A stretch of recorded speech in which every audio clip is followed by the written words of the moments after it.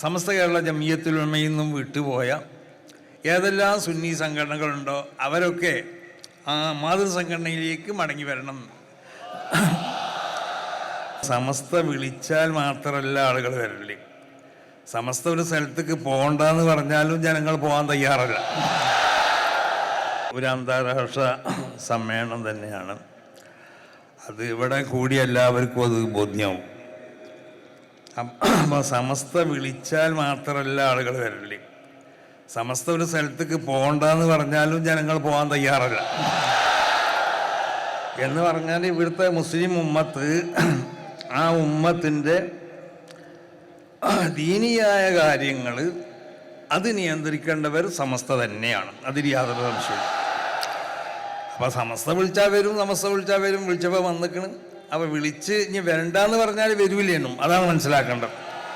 അപ്പോൾ സമസ്ത കേരള ജംഇയ്യത്തുൽ ഉലമയെ സംബന്ധിച്ചിടത്തോളം എല്ലാ വിഷയത്തിനെ സംബന്ധിച്ചും വ്യക്തമായ ധാരണകളുണ്ട്.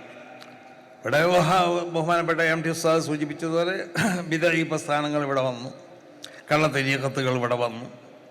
അപ്പോഴൊക്കെ മുസ്ലിം ഉമ്മത്തിൻ്റെ ആ ഈമാൻ ഒരിക്കലും അത് നഷ്ടപ്പെടാൻ പാടില്ല. ആ ഈമാൻ വഴിതെറ്റി പോകുന്നതായ എന്തിലേക്കെങ്കിലും അവർ ചെന്ന് ചാടാൻ പാടില്ല. ആ നിലക്ക് ഈ വിഷയത്തിനെ സംബന്ധിച്ച് സമസ്ത കേരള ജംഇയ്യത്തുൽ ഉലമ എപ്പോഴും ശ്രദ്ധിച്ചുകൊണ്ടിട്ട് ആ കാര്യങ്ങളിലൊക്കെ ഓരോ കാലഘട്ടത്തിലും ഇതിൻ്റെ ആവിർഭാവം മുതൽ, ഇതിൻ്റെ തുടക്കം മുതൽ ഇന്നലെ വരെയുള്ള കാലഘട്ടങ്ങളിലൊക്കെ ഇവിടെ കള്ളത്തരീഖത്തുകൾ വരുമ്പോൾ സമസ്ത എതിർത്തിട്ടുണ്ട്. ഇവിടെ ഈ പ്രസ്ഥാനങ്ങൾ ഉണ്ടായപ്പോൾ സമസ്ത എതിർത്തിട്ടുണ്ട്. അപ്പോൾ സമസ്ത കേരള ജംഇയ്യത്തുൽ ഉലമ അത് മുസ്ലിം ഉമ്മത്തിൻ്റെ ഈമാനെ സംരക്ഷിക്കാൻ വേണ്ടി ഇവിടെ പ്രവർത്തിക്കുന്നതായ ഒരു സംഘടനയാണെന്ന് എല്ലാവരും മനസ്സിലാക്കണം.